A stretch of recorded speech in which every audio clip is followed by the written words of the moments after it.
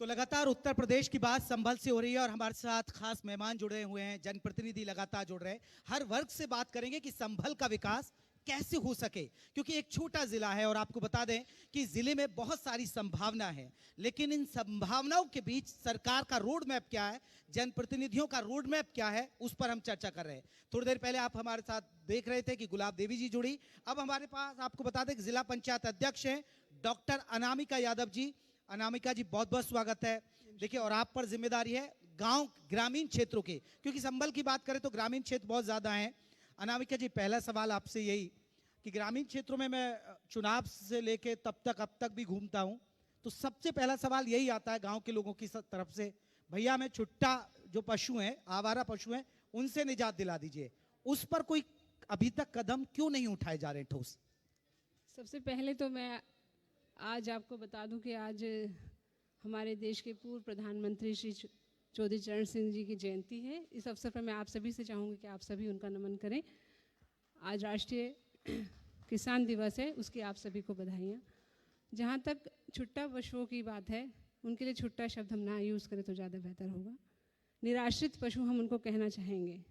ये थोड़ी सी लापरवाही हम लोगों के बीच के ही लोगों की है। पशु कोई इधर से या उधर से नहीं आए हैं। हम गौ माता कहते हैं, लेकिन कहीं कहीं ये कर जाते हैं कि जब गाय दूध देना बंद कर देती है या कम कर देती है तो हम उसके प्रति लापरवाह हो जाते हैं और उसको छोड़ देते हैं। मेरा यहाँ बैठी हुई सभी जनता से आग्रह है कि कुछ सहयोग आप करिए, कुछ प्रशासन कर रहा है, शासन कर रहा है। अभ्यारण्य का निर्माण कराया जा रहा है मोलनपुर डांडा में, जहाँ पर लगभग 6 से 8 हज़ार पशुओं को रखने की व्यवस्था की जा रही है।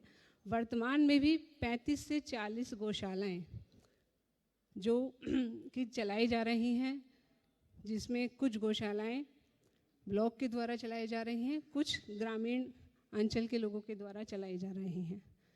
अभी प्रयास पूरा यह है कि 31 जनवरी तक लगभग सभी पशुओं को आश्रय दिया जाएगा और उसकी व्यवस्था, गौशालाएं सिर्फ उनको आश्रय नहीं, उनको सक्षम बनाने के लिए भी करी जा रही है। गौशालाओं को सक्षम बनाने का प्रयास किया जा रहा है।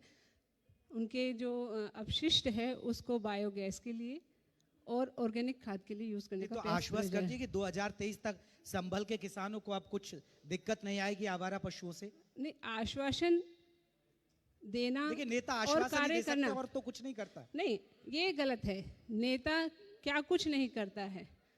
आज हम अगर खुली सांस में ले रहे हैं आज़ादी की, तो ये नेता होगी, ये लीडर ही थे जिनके पीछे हमारा देश चला था। तो ये कहना कि नेता सिर्फ आश्वासन देता है, नेता कुछ नहीं देता है, ये गलत है। आज हम सुरक्षित हैं। यूपी में अगर सुरक्षित वातावरण है, पूर्व की सरकारों में जो वातावरण था, बहू बेटियां सुरक्षित नहीं थे, हमारे पशु सुरक्षित नहीं थे। आज ये कहा जा रहा है कि आवारा पशुओं में परेशान कर रहे हैं। हमारे पशु भी हमारे होते थे और वाहन भी हमारे होते थे जिनको ले जाया जाता था, जिनके द्वारा ले जाया जाता था। तो ये कहना कि नेता कुछ नहीं करता, नेता बहुत कुछ करता है। माननीय मोदी जी के बारे में अगर हम बात करें तो ये वो नेता हैं जो यूक्रेन जैसे मुद्दे पे, जिनके लिए राष्ट्र एक साथ खड़ा हुआ है। कोरोना की महामारी से उन्होंने पूरे देश को निकाला है। नेता बहुत कुछ कर सकता है। ठीक है, अब ग्रामीण क्षेत्रों की बात कर लेते हैं। अभी जो आप इस वक्त कदम उठा रहे हैं आवारा पशुओं को लेकर, वो बात हो गई, लेकिन अभी जो डेवलपमेंट हो रहा है ग्रामीण क्षेत्रों में, अगर संभल के आसपास देखा जाए, जो जितने भी गांव हैं, अभी वहां पर अभी तक की जो बड़ी उपलब्धियां क्या मानती हैं आप, और किस तरह से अपने विजन के साथ आगे बढ़ रही हैं यहाँ के डेवलपमेंट को लेकर? वर्तमान में जिला पंचायत का जो विजन है वो समेकित और समग्र विकास का विजन है। इसके लिए हम लोगों ने, हमारे यहाँ 8 ब्लॉक आते हैं, 8 के 8 ब्लॉकों को इस तरीके से व्यवस्थित करने का प्रयास किया है, जो अंतिम छोर के गांव हैं उन तक हम संपर्क करें, उन तक रोड व्यवस्था पहुंचाएं, उन तक कनेक्टिविटी अच्छी करें, उन तक बिजली की व्यवस्था को उत्तम करें। जो अभी तक का हम लोगों ने बजट का एलोकेशन किया है वो लगभग हर ब्लॉक में बराबर का किया है। लेकिन कुछ संभल जिले में अब थोड़ी सी स्थिति, अगर हम बड़े सड़कों की बात करें, जो वो चीजें तो सुधरी है, लेकिन ग्रामीण क्षेत्रों की तरफ, जो दूर दराज के ग्रामीण क्षेत्रों में जाती हैं, उन सड़कों की व्यवस्था में अभी सुधार नहीं देखने को मिलता। नहीं, धीरे धीरे व्यवस्थाओं में सुधार आ रहा है। जो भी काम पिछले हमारे कार्यकाल में किए गए हैं, अब से पूर्व में जिला पंचायत अध्यक्ष यहाँ पे दूसरी पार्टी से थे, तो लगभग 75 गाँवों को हमने कवर करा है। जिसमें जो गड्ढे की समस्या थी। अच्छा, प्रॉपर मैं आपको बताऊं, आप चंदोसी में बैठे हुए हैं, यहीं पर एक रोड पड़ती है सीता आश्रम रोड, जिसका कुछ पोर्शन जिला पंचायत में आता है। उसमें एक तालाब था जहाँ पे इस तरह की व्यवस्था थी कि गाड़ियाँ भी डूब जाती थी। मैंने स्वतः संज्ञान लेते हुए सबसे पहले उसकी बाउंड्री वॉल बनाई है। तो ये कहना कि काम नहीं हो रहा है, समय लगता है चीज़ों को होने में, काम हो रहा है और आगे भी होगा। तो गांव की जो स्वच्छता है उस पर कैसे आप फोकस कर रहे हैं, क्योंकि अभी भी जगह जगह आप देखेंगे ढेर लगे रहते हैं कूड़े के, तो उस पर भी जरूरी है कि कदम उठाना चाहिए आपको वक्त रहते हुए, क्योंकि प्रधानमंत्री भी इस बात का बार बार जिक्र करते हैं स्वच्छ भारत होना चाहिए। और जब इंदौर का जिक्र हो सकता है मध्य प्रदेश के देश के नंबर 1 शहर में, तो ऐसे संभल का भी जिक्र हो सकता है ना।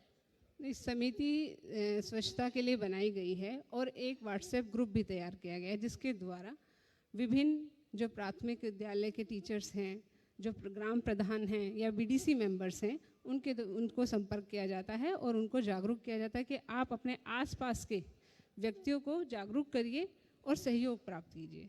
अनामिका जी, क्योंकि ग्रामीण क्षेत्रों की बात हो रही है, क्योंकि आप कह रहे हैं कि यूपी बदल रहा है, बार बार कहा जाता है फर्क साफ है, लेकिन वो फर्क अब हमें भविष्य में ग्रामीण क्षेत्रों में भी दिखाई देगा। जो गांव पिछड़े, जो गांव की कनेक्टिविटी या स्वास्थ्य सुविधाओं में, स्कूलों की बदहाल हालत, क्योंकि बहुत सारे स्कूल्स ऐसे भी आते हैं जिनमें बाउंड्री वॉल नहीं है, बच्चे नहीं है, तो कहीं शिक्षक नहीं है, ऐसी स्थितियां हैं।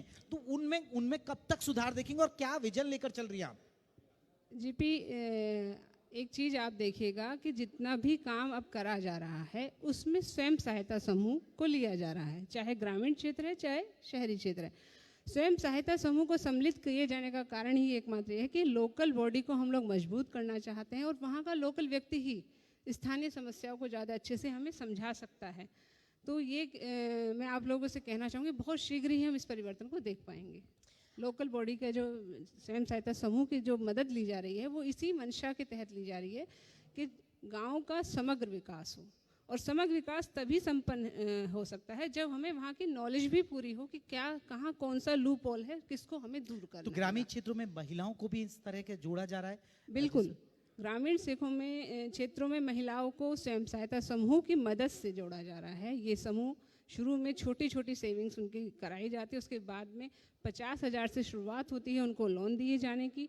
वो लोन लंबे भी आगे भी बढ़ता है, और चाहे वितरण प्रणाली हो, चाहे मध्याह्न भोजन हो, चाहे सुरक्षा की व्यवस्था हो, जिसमें अवेयरनेस प्रोग्राम, महिला सशक्तिकरण के, ये सब प्रोग्राम महिला समूह के द्वारा चलाए जा रहे हैं, और जिसको पूरा प्रशासन ही नहीं, ग्रामीण जी पंचायती राज विभाग प्रॉपर रूप से ध्यान दे रहा है। तो महिलाओं का सहयोग आपको कैसा मिल रहा है इसमें? अगर आप, जैसा आपने कहा कि कैंपेन भी आप चला रही हैं, अवेयर किया जा रहा है महिलाओं को।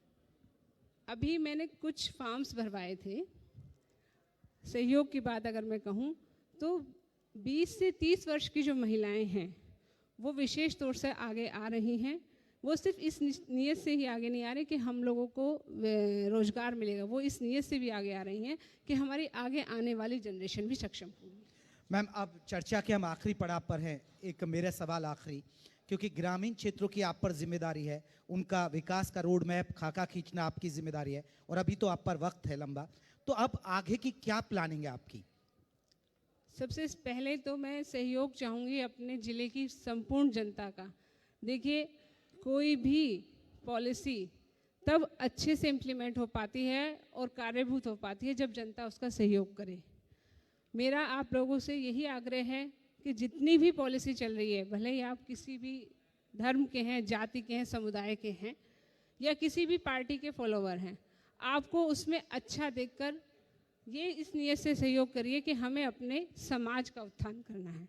इसके बाद में जो हमारी वर्तमान में हम जिला पंचायत के लिए जो काम कर रहे हैं, उसमें प्राथमिकता है कि हम अवेयरनेस प्रोग्राम चलाएं, जो भी सरकारी योजनाएं आई हैं वो जन जन तक पहुँचे, और प्रधानों को समस्या ना हो। अपने हमारी सबसे छोटी कड़ी प्रधान है, उसको मजबूत करने का प्रयास हम लोग कर रहे हैं। आम जनता से सहयोग मांग रही हैं, लेकिन अभी प्रशासन का सहयोग कैसा मिलता है? कोई भी योजना को लेकर या किसी भी बात को लेकर अगर आपको जरूरत नहीं, पड़ती है तो? प्रशासन पूरी तरह सहयोग कर रहा है, क्योंकि योगी जी का शासन है और प्रशासन इस बात को अच्छे से जानता है कि योगी जी कुशासन को बर्दाश्त नहीं करेंगे।